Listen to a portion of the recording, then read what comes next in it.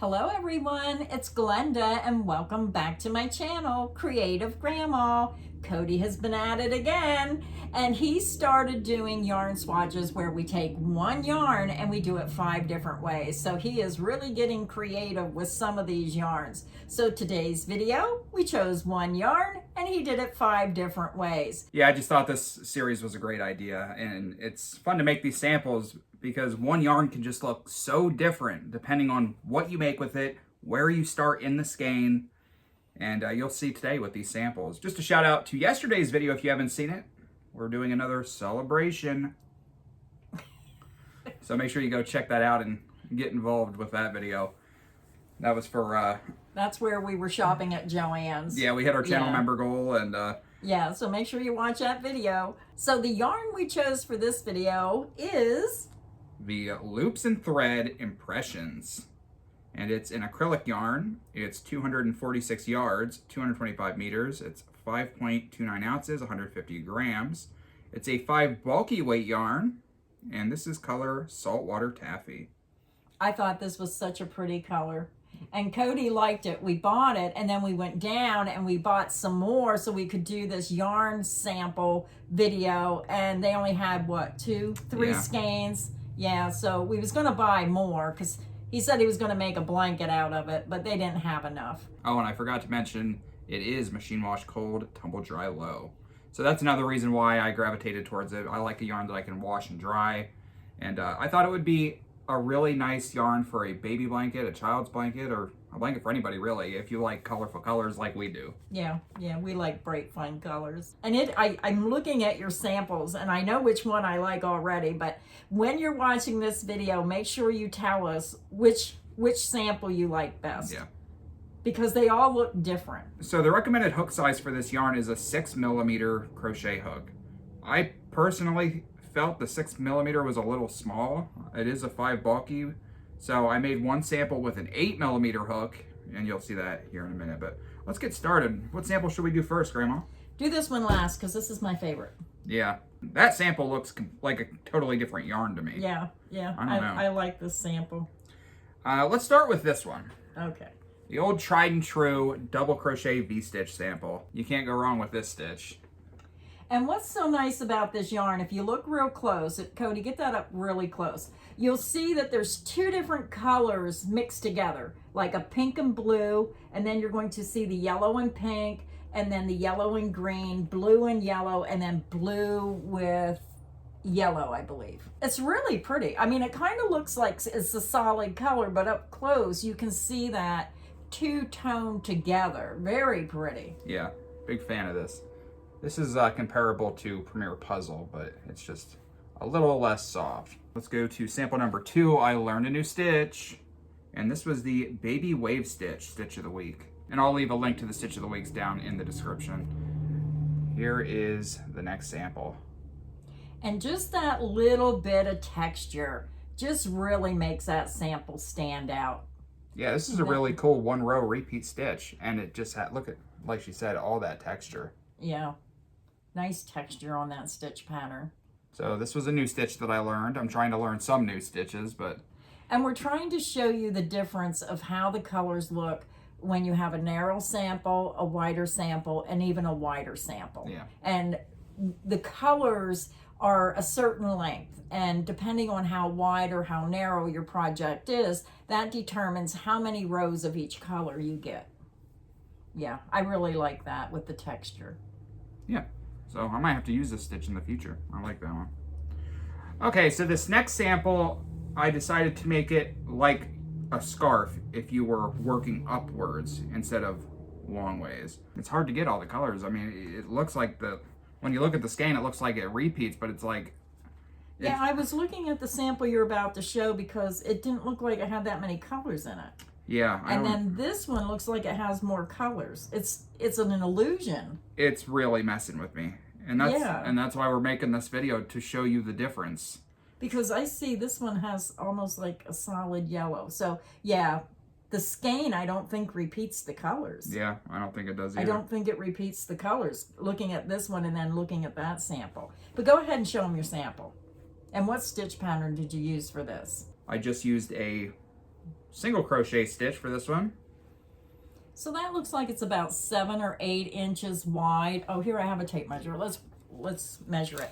Because if you're making a scarf, it's 8 inches. So if you make an 8-inch scarf, which is about the normal size for a scarf, this is how the colors are going to play out going up and down your scarf. It's going to be a beautiful rainbow colored scarf. Yeah, I probably should have kept crocheting a little bit more, but the samples take a long time, so I was trying to get them done. But I mean, you can see like up next would be that solid pink, and then the solid yellow. Yeah. And then like a little patch of the solid blue.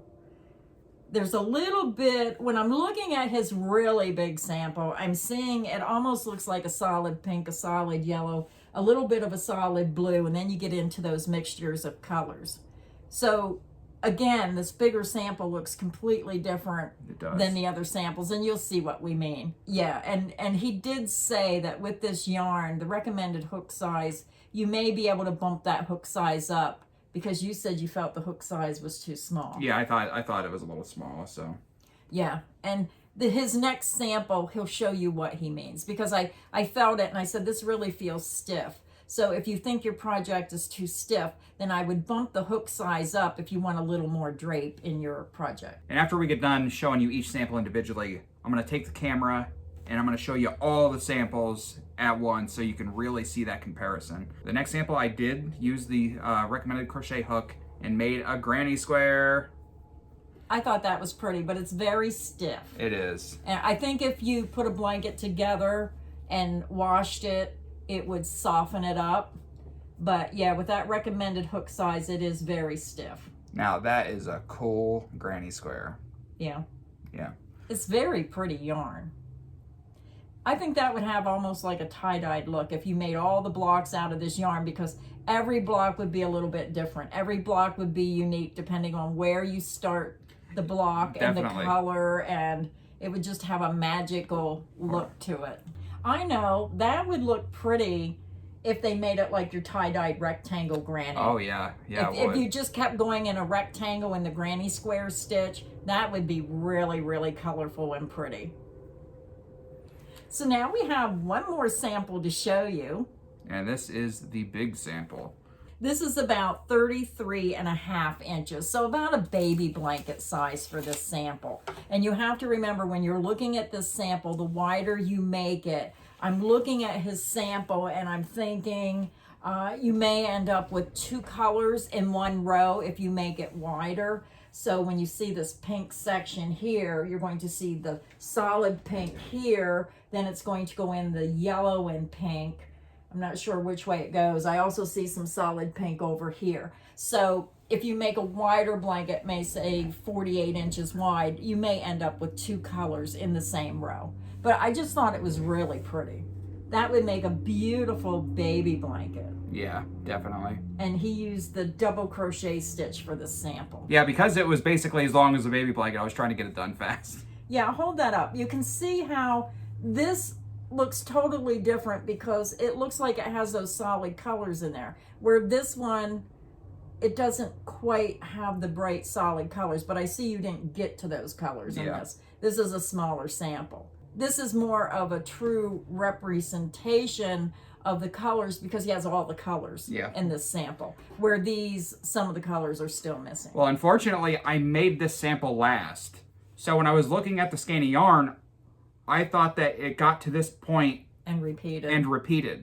I didn't realize that it kept going, basically. So yeah. But it still gives them an idea of what this yarn would look like in these stitch patterns. So I thought they were really pretty. Yeah. Very beautiful yarn. And the best thing about this yarn is it is wash and dryable. Yes. And I see so many of this gorgeous, and I have seen so many gorgeous yarns on websites that I really wanted to purchase.